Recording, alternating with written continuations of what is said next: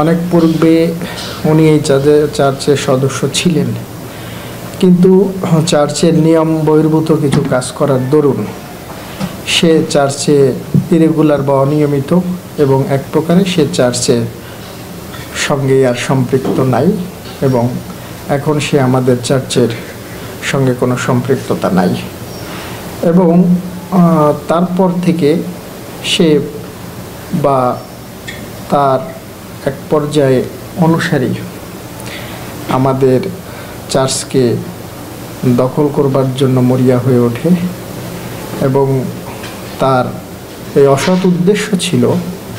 যেটা পরবর্তীতে প্রমাণিত, যে এই চার্চকে এবং এই চার্চের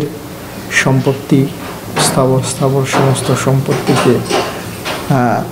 দখল করে আত্মসাৎ করার নিজ উদ্দেশ্য হাসিল করবার একটা অপচেষ্টা সে করেছে,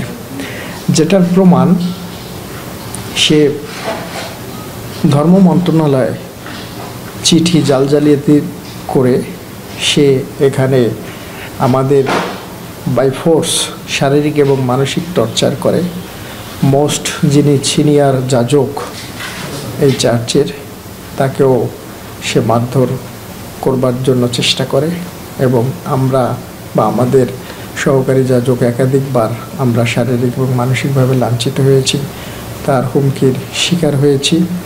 এবং সে ধর্ম মন্ত্রণালয়ের চিঠি জালিয়াতি করে এবং সে এখানে সেটাকে প্রতিষ্ঠিত করতে চেয়েছে, এবং এক প্রকার জোর করেই মিনিস্ট্রির চিঠি আমাদের উপরে চাপাতে চেষ্টা করে। আর আমরা সে সম্পর্কে অবগত হতে চাইলে বা বললে সে দিতে নারাজ, এবং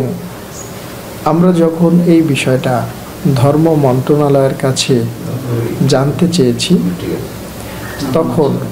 আমরা সেটাকে জানতে পেরেছি যে এই সম্পর্কে কোনো চিঠি ইস্যু করে নাই, এবং এই চিঠিটা সেখান থেকে প্রমাণ হয় যে এটা সম্পূর্ণ জাল। এবং সেই চিঠিতে মিল্টন সমাদ্দার এই চার্চের সভাপতি, এবং তার বড় ভাই লিটন সমাদ্দার সম্পাদক, এবং তার এক চাচা এবং আরও চাচাতো ভাইয়েরা সদস্য কোষাধ্যক্ষ হিসেবে একটা বডি করে সে নিয়ে আসে। এবং তখনকার সময়ে সে এবং তার সঙ্গী দোসর এবং অন্যান্য লোকজনকে নিয়ে আমাদেরকে শারীরিকভাবে সেই দিন, সেটা ছিল 2020 সালের 6 ফেব্রুয়ারি, সে মারধর করে। এবং এটাই বলতে চাই যে মিনিস্ট্রি কমিটি করে দিয়েছে, এখন এই চার্চে চালাবো আমি এবং আমরা।